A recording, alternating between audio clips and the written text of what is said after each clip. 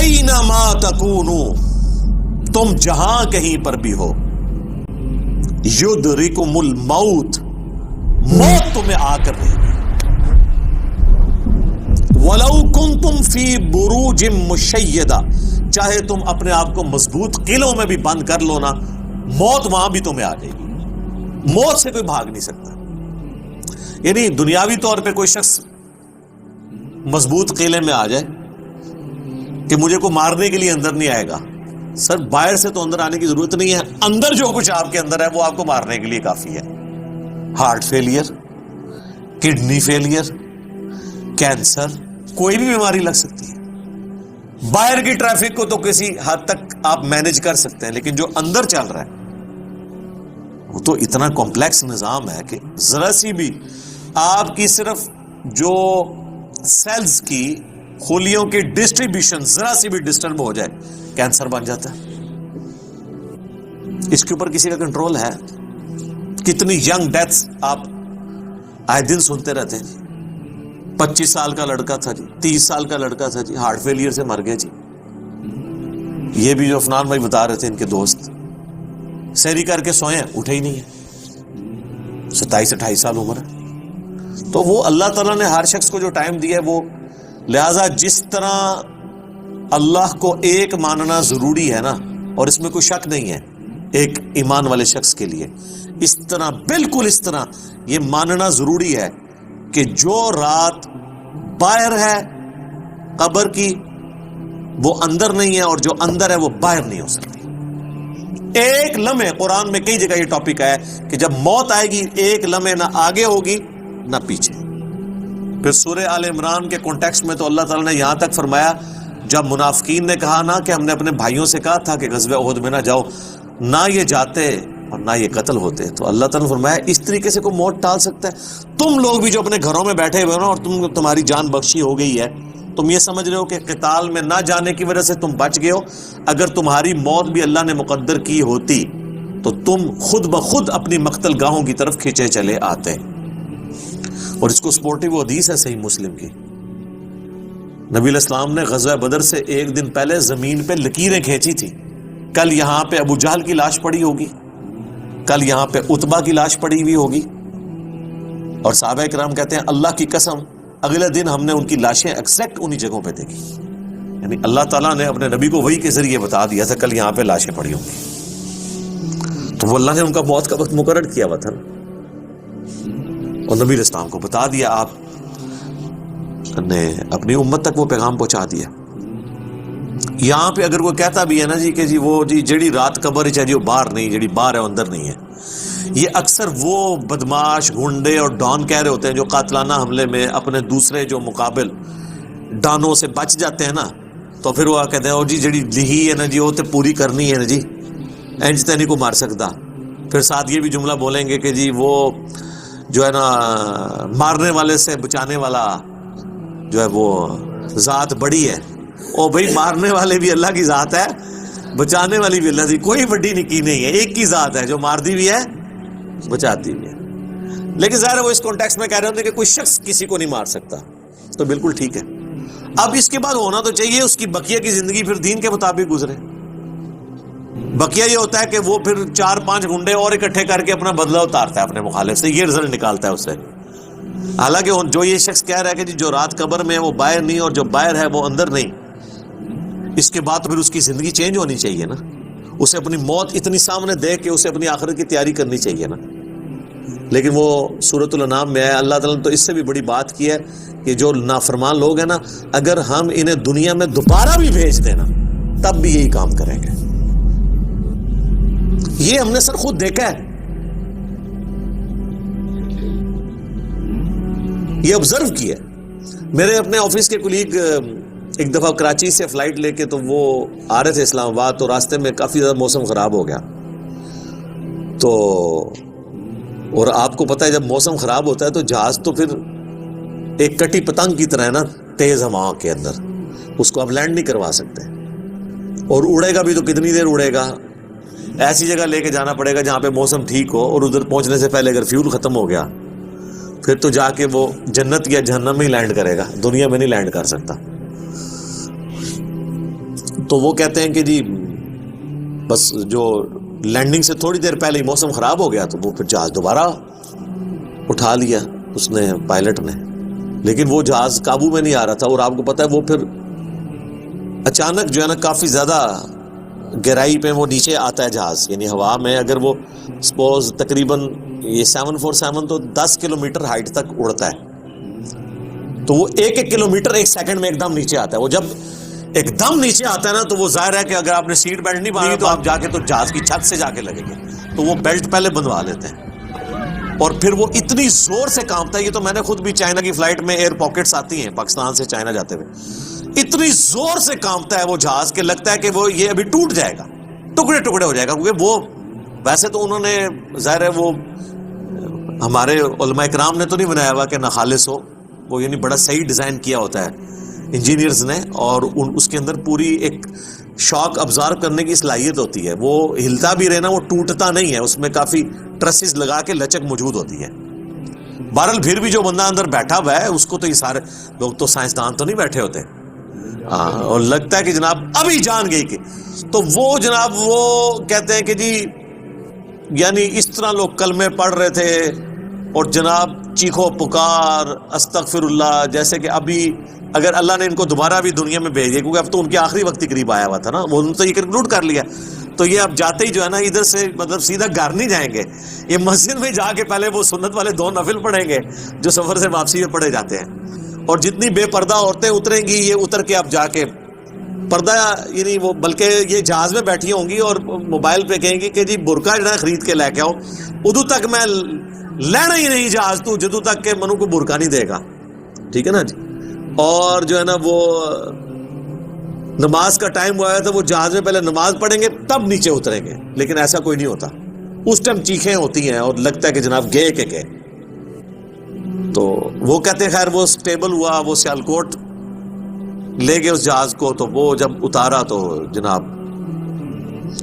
اب لوگ چیخو پکار کر رہے ہیں جی ہمیں جہاز سے باہر نکالیں، لیکن جہاز کا تو اصول ہے وہ کہتے ہیں نہیں جی جدھر کی سواری ہے وہی اتاریں گے، تھوڑی دیر ریسٹ کریں گے، جب موسم ٹھیک ہو تو دوبارہ اڑیں گے. اب جو موت سامنے دیکھ کے ایک بار تازہ لینڈ کیا ہو وہ کہتا ہے جی جناب تو وہ بتا رہے تھے کہ جہاز میں جناب انہوں نے منتیں کی. اب لاہور کی سواریاں تھیں جو وہ بھی کہہ رہی ہیں کہ جی آپ ہمیں یہاں پہ ہی اتار دیں، اسلام آباد پشاور کی سواریاں بھی تھی، وہ کہہ رہی تھی سیالکوٹ سے جناب ہم کئی لوگوں نے کہا اسی پیدل چلے جائیں گے جناب، سانو لاؤ ہوئے تھے جہاز تو لاؤ تلے، ٹھیک ہے. تو وہ لیکن ان کا ایک اصول ہوتا ہے، وہ انہوں نے یہ چیک کیا کہ بھی جو سیالکوٹ کے یا قریبی علاقوں ان کو تو جہاز دے دی، لیکن دور ان کو نہیں جناب آپ کو چھوڑ کے آئیں. وہ کہتے ہیں جناب مہربانی کرو سانو چھوڑ کے نہ ہو. تو اس طرح موت کا یعنی روب طاری ہوا ہوتا ہے. تو یہ یعنی بات کرنا آسان ہے، جب موت سامنے آتی ہے نا بڑے بڑے لوگ، اور یہ سورۃ النام میں جو اللہ تعالیٰ نے فرمایا نا کہ ہم انہیں دنیا میں دوبارہ بھیج دیں یہی کام کریں گے، تو یہ کرنا شروع ہو جاتے ہیں. میں خود اسلام آباد میں پشاور موڑ جو ہے نا G8 مرکز، اسے پشاور موڑ بھی کہتے ہیں، جس طرح G9 مرکز اسلام آباد میں اسے کراچی کمپنی کہتے ہیں. تو ادھر میں ایک دفعہ ایک ٹیکسی میں نے لی، تو وہ ٹیکسی والے سے میری ڈسکشن شروع ہوئی، تو وہ کہنے لگا جی مجھے تو اللہ تعالیٰ نے نئی زندگی دی ہے. کہتا ہے جی میں ادھر ہی کھڑا ہوا تھا تو پیچھے سے ایک بڑا ٹریلا آ کے چڑھ گیا. یہ ٹریلے آپ کو پتہ کس سپیڈ پہ چل رہے ہوتے ہیں، یہ بڑے بڑے جو وہ ڈیمپرز جن کو ڈیمپر کہتے ہیں. اور کہتا ہے جی میں تو گھر والے بھی آ کے بس سارے رشتہ دار کے کر کے مل کے جا رہے تھے. شفا انٹرنیشنل میں وہ کئی ہفتے تک وینٹیلیٹر کے اوپر رہا. وینٹیلیٹر پہ اس طرح کے جو لوگ ہیں بہت کم ہی ہوتا ہے کہ واپس آئیں. پھر آہستہ آہستہ ریکوری ہو گئی، یعنی وہ تو موت کے منہ سے بلکہ نئی زندگی لے کے واپس آیا. تو میں نے اس سے پہلا سوال یہ کیا کہ اب تم مطلب زندگی کیسے گزار رہے ہو، نماز پڑھتے ہو، مسلمان ہو؟ کہتے کہ ٹائم لگ جاتے پڑھ لیتی ہے. تو میں نے کہا صدق اللہ العظیم، اللہ نے سچ فرمایا، اگر ہم انہیں دنیا میں دوبارہ بھی بھیج دینا پھر یہ وہی کام کریں گے جو یہ کرتے رہے. تو اتنا قریب سے بھی موت کو دیکھ کر لوگ جو ہے نا وہ پھر بھی یہ باز نہیں آتے اپنے ہاتھوں سے. موت بہت بڑی حقیقت ہے، کاش اس پہ ہمارا ایمان بھی اس لیول کا ہو تو پھر انسان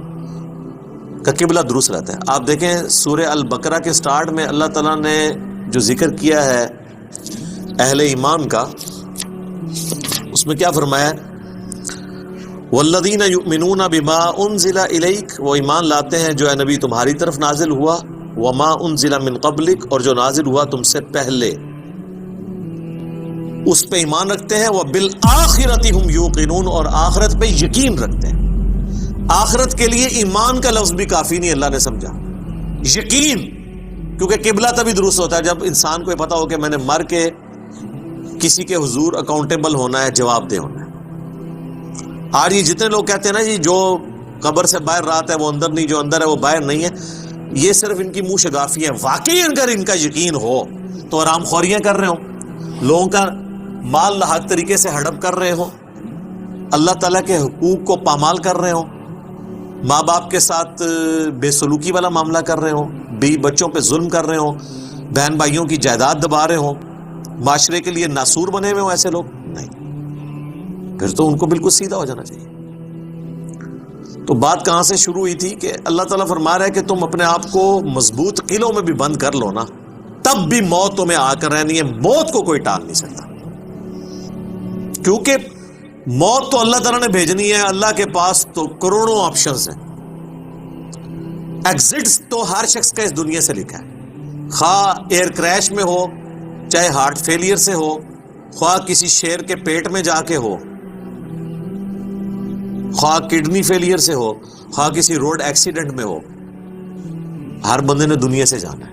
اور وہ طے ہے، اس سے آگے پیچھے نہیں ہوگا. البتہ جو قاتل کو ہم سزا دیتے ہیں اس لیے کہ قاتل جو ہوتا ہے اس کو اللہ تعالیٰ نے یہ کام کرنے سے منع کیا ہوا ہے، وہ اس کی وجہ سے اسے سزا دی جاتی ہے، اس وجہ سے نہیں کہ وقت سے پہلے اسے قتل کر اس نے مار دیا، کیونکہ اس نے مارا اپنی ویل سے ہے، نافرمان، اس کی تو موت آنی تھی.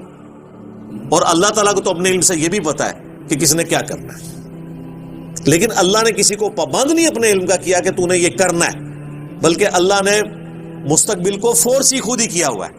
جس طرح ایک استاد جب کسی نالائق شاگرد کو پیپروں سے ایک ہفتہ پہلے کہتا ہے کہ پتر تو فیل ہو جانا ہے، اور وہ فیل ہو بھی جائے، تو اس استاد کو آگے نہیں گلا کر سکتا ہے وہ اسٹوڈنٹ کے سر جی تہاڈی زبان بڑی کالی ہے، تسی کیا سی تاں میں فیل ہوئے، میں نے بڑی محنت کی تھی. نہیں، تو اللہ تعالیٰ کو تو ڈیوائن علم بڑا کامل ہے، وہ مستقبل کے بارے میں فورس ہی کرتا ہے. اب رہا یہ معاملہ کہ اللہ نے ہمیں اس آزمائش میں ڈالا کیوں ہے، تو وہ اللہ نے اس کو بین کر دیا. لا يسأل عما يفعل، اللہ کو کوئی نہیں پوچھ سکتا کہ اس نے یہ کیوں کیا. وَهُمْ يُسْأَلُونَ، اور اللہ ہر ایک کو پوچھے گا. تو ابھی تو فی الوقت اللہ نے جس امتحان میں ڈالا ہے اس میں آپ نے گیون سرکمسٹانسز میں پرفارم کرنے کی کوشش کرنی. ہماری ایک اکیڈمی کے بڑے قریبی ہمارے ممبر عمر بھائی فوت ہو گئے آلموسٹ 37 ایئرس کی ایج میں، اللہ تعالیٰ ان کی مغفرت کرے. اور ماشاءاللہ انہوں نے اپنی ینگ ایج کے اندر اپنے عقیدہ توحید کی اصلاح کی، اپنے گھر والوں تک اصلاح پہنچائی، اپنے والدین تک پہنچائی. خوش قسمت ہوتے ہیں وہ لوگ جو جوانی میں خود بھی توبہ کرتے ہیں اور اپنے بوڑھے 70-80 سال کے ماں باپ جو روایتی دین کو، قبر پرستی کے دین کو لے کے چل رہے ہوں، بزرگ بابوں کے دین کو، ان کو بھی وہ اپنے ساتھ اس رائے حق پہ لانے میں کامیاب ہو جائیں گے، نصیب والوں کا حصہ. تو ان میں سے ایک ہمارے وہ عمر بھائی بھی تھے. ان کا جنازہ بھی آپ کو پتہ ہے میں نے پڑھایا تھا، جیلم کی تاریخ میں چند بڑے جنازوں میں سے تھا، وہ ہزاروں لوگ اس میں شریک تھے. تو ان کی اچانک ڈیتھ ہوئی ہارٹ فیلئر سے. ینگ ایج میں اگر کسی کو ہارٹ اٹیک ہو تو یہ چانس ہوتے ہیں کہ اس کا ہارٹ فیل ہو جائے گا، کیونکہ ہارٹ ریئیکٹ کرتا ہے. بوڑھا بندہ پھر بھی سروائیو کر جاتا ہے. تو مجھے صحیح طرح یاد ہے کہ وہ ان کا ہارٹ فیل ہونے سے کچھ عرصہ پہلے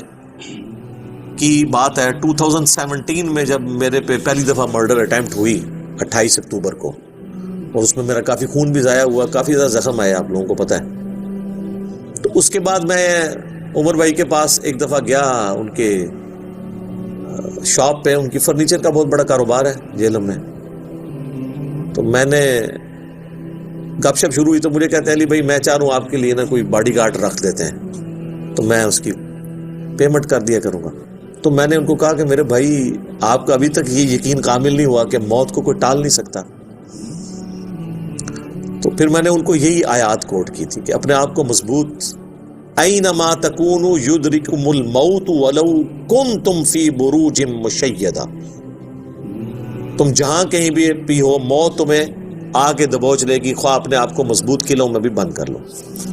تو میں نے ان کو بھی یہ بات سمجھائی، میں نے کہا میرے بھائی باہر کی ٹریفک کو تو آپ کنٹرول کر سکتے ہیں، کسی حملہ آور کو تو آپ روک سکتے ہیں، اندر جو اتنی کمپلیکس ٹریفک ہے، روزانہ میرا دل 1,00,000 دفعہ دھڑک کر 10,000 لیٹر خون پمپ کرتا ہے میری نسوں میں، اس ٹریفک کو کون کنٹرول کر سکتے ہیں؟ 25 دفعہ ڈائلیسس کرتے ہیں روزانہ میرے گردے، یہ کام کرنا چھوڑ دیں، اس کو کون کنٹرول کر سکتا ہے؟ 23,000 دفعہ آلموسٹ پھیپڑے سانس اندر کرتے ہیں، اتنی دفعہ باہر کرتے ہیں۔ اب تو یہ کورونا کی وجہ سے لوگوں کو پوچھے نظر ان کو سانس لینا کتنا مشکل ہو رہا ہے، ریکوری ہوتے بھی کئی مہینے لگتے ہیں۔ یہ سانس ہمیں خود لینا پڑ جائے نا یاد کر کے، ایک دن نہیں آپ سانس لے سکتے۔ 12,000 دفعہ ہماری یہ پلکیں جھپکتی ہیں، اور یہ اگر آپ کو روزانہ یوں کرنی پڑ جائے تو بس پھر آپ کوئی اور کام نہیں کریں گے، یہی کرتے رہیں گے۔ تو یہ سب کچھ میری مرضی کے بغیر اللہ تعالیٰ یہ سارے معاملات کو لے کے چل رہا ہوتا ہے۔ تو ہم باہر کی ٹریفک کو تو شاید مینج کر لیں کسی حد تک، وہ بھی کنفرم نہیں ہوتا۔ کئی بار روڈ ایکسیڈنٹ میں آپ دیکھتے ہیں لوگ اپنی جگہ پہ صحیح سائڈ پہ جا رہے ہوتے ہیں، مخالف سمت سے کوئی گاڑی آتی ہے، اس کا ٹائر پھٹتا ہے، وہ لڑکتی ہوئی دوسری طرف آ کے 4-5 بندے نیچے دے دیتی ہے، ان کا تو کوئی قصور نہیں ہے، وہ تو ہوتے ہی دوسری۔ یہ تو میں نے خود اس طرح کے ایکسیڈنٹس اپنی آنکھوں سے بھی دیکھے ہیں، تو پتہ ہی نہیں چلتا۔ تو باہر کی ٹریفک کو آپ کسی حد تک مینج کر لیں گے، لیکن اندر کی ٹریفک کو تو کوئی بھی نہیں کر سکتا۔ اور دیکھیں کچھ عرصے کے بعد ان کی اندر کی ٹریفک ہی فیل ہوئی اور دنیا سے چلے گئے۔ اللہ تعالیٰ ان کی مغفرت کرے، انہیں نیک کاموں کا اجر دے، ان کی برائیوں سے درگزر کرے، اور ہمیں بھی اپنی موت سے پہلے قبر و آخرت کی تیاری کرنے کی توفیق عطا فرمائے۔ اللہم من احییتہ منا فاحیہ علی الاسلام ومن توفیتہ منا فتوفہ علی الایمان۔